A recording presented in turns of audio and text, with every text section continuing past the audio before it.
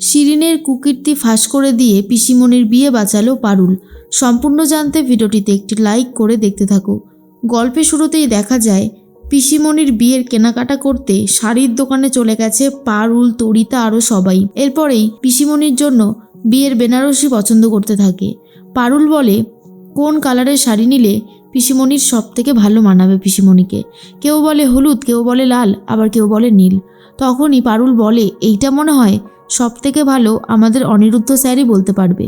পারুলের কথা শুনে তখনই পিসিমণি বলে এই যে পারুল, তোমরা কিন্তু অনেক ছোট, হ্যাঁ, ইয়ার্কি ঠাট্টা একটু কম মারো। পারুল বলে পিসিমণি আপনার বিয়ে বলে কথা, আর আমরা মজা করব না, হই হুল্লোড় করব না, সেটা কখনো হতে পারে বলুন? আমরা তো অনেক মজা করব, হই হুল্লোড় করব, সেই জন্যই তো আমরা অপেক্ষা করে আছি। আর ঠিক সেই মুহূর্তেই পিসিমণি তখন বলে ঠিক আছে, সবাইকে কিন্তু নতুন শাড়ি পরতে হবে, হ্যাঁ, আমি আগে থেকেই ক্লিয়ার করে দিলাম। এর মাঝখানে তখন একটা কথাই বারবার করে সবাই বলতে থাকে যে যাই হোক না কেন পিসিমণির বিয়েতে আমরা সবাই মিলে হই হুল্লোড় আনন্দ করব, যাতে আমাদের খুব মজা হয়। তখনই তিনজন এসে গেছে, আর এসে রীতিমতো পারুলকে আর পিসিমণিকে অপমান করবে বলে ঠিক করে। তখনই বলে এই হলুদ কালারের শাড়িটা আমাদের খুব পছন্দ হয়েছে।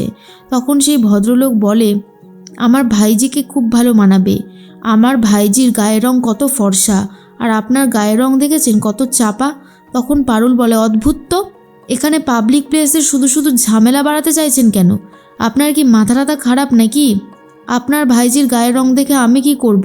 এই শাড়িটা আমাদের পছন্দ হয়েছে, এই শাড়িটা আমাদেরকে দিয়ে দিন।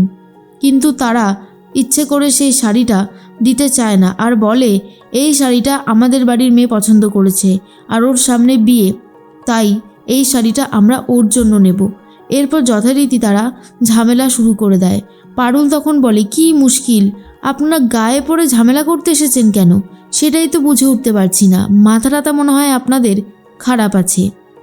এরপরেই পিসিমণি বলে থাক না পারুল, এসব কথা বাদ দাও।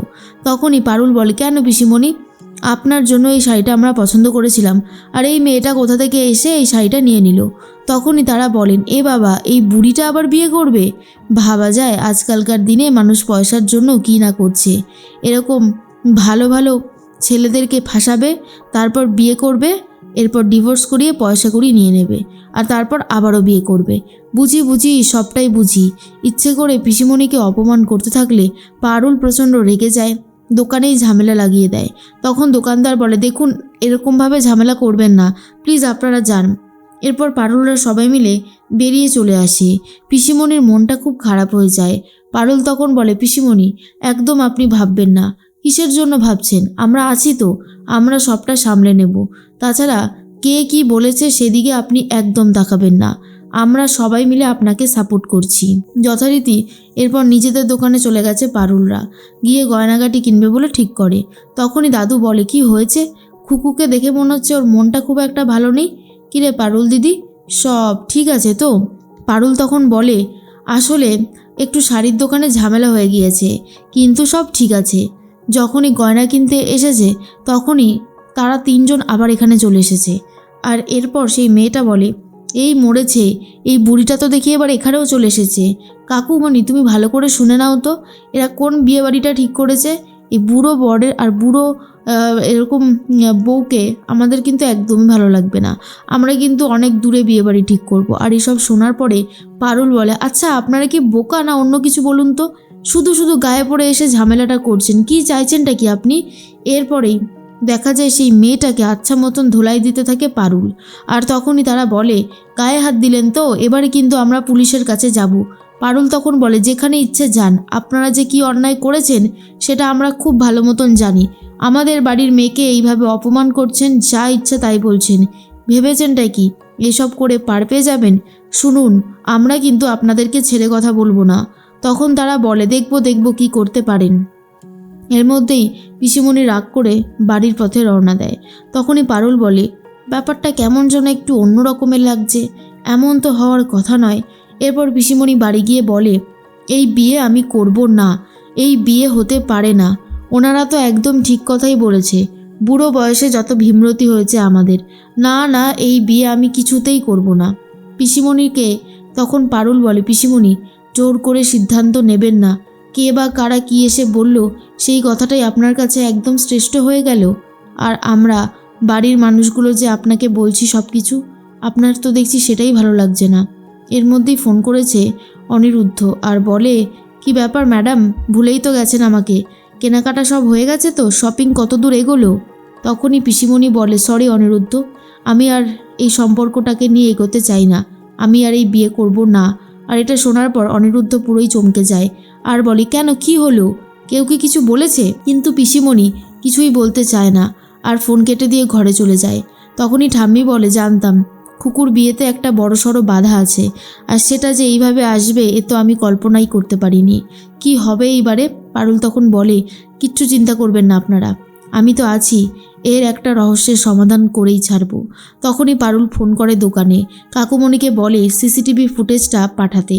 আর এর মধ্যেই সেই 3 জন যারা কিনা পিসিমণির বিয়েটা ভাঙতে চেয়েছিল, তারা শিরিনের হয়ে কাজটা করেছে। এরপর সেই লোকটা শিরিনকে ফোন করে বলে দেয়, কাজ হয়ে গেছে, এমন ঝামেলা করেছি, এরপর বিয়ের কথা শুনলে বাপ বাপ বলে পালাবে। তার মধ্যেই পারুল আর মল্লার সেই ভিডিও ফুটেজটা ভালো করে চেক করতে থাকে, যেখানে ক্লিয়ারলি দেখা যায় সেই 3 জন যারা কিনা নিজেদেরকে ফ্যামিলি মেম্বার বলেছিল, তারা 3 জন 3 দিকে চলে গেছে। পারুল বলে, খুব ভালো মতন বুঝতে পারছি যে এটা পুরোটাই একটা ফ্রড কেস। এরপর সেই লোকটার বাইকের নাম্বার ট্র্যাক করে নেয়, পুলিশকে দিয়ে দেয়। পুলিশ তখন বলে, যথেষ্ট মানহানি হয়েছে আপনাদের, বুঝতে পারছি, এই বাইকের নাম্বারটা যার, তাকে আমরা ট্রেস করে ফেলেছি।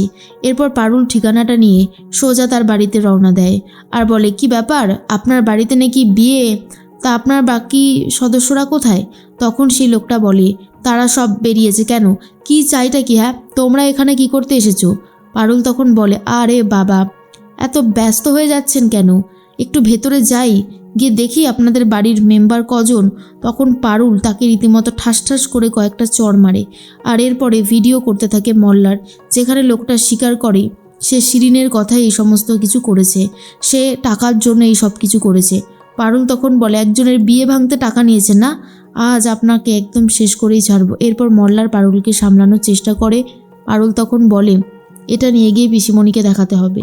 এরপর পারুল শিরিনকে নিয়ে গিয়েছে আর বলে, এই যে শিরিনকে আপনার বিয়ে ভাঙতে চেয়েছে পিসিমণি, ও ইচ্ছে করে এই সমস্ত কিছু করেছে। এরপর শিরিনের অবস্থাও খারাপ করার চেষ্টা করে পারুল আর বলে, তোর প্রাণের থেকেও প্রিয় সংযুক্তা ম্যাডামকে বাঁকুড়ার বিটিদেরকে দিয়ে ধোলাই দিয়েছিলাম বলে তোমার খুব কষ্ট হয়েছে, তাই না? এবার দেখো তোমার কি অবস্থা করি। শিরিন তখন বলে, তুই যাই করিস না কেন, এই বাড়িতে কোনোভাবেই বিয়ের সানাই বাজবে না রে পারুল। কিন্তু পারুলও শিরিনকে উচিত শিক্ষা দিয়ে তবেই ছাড়ে।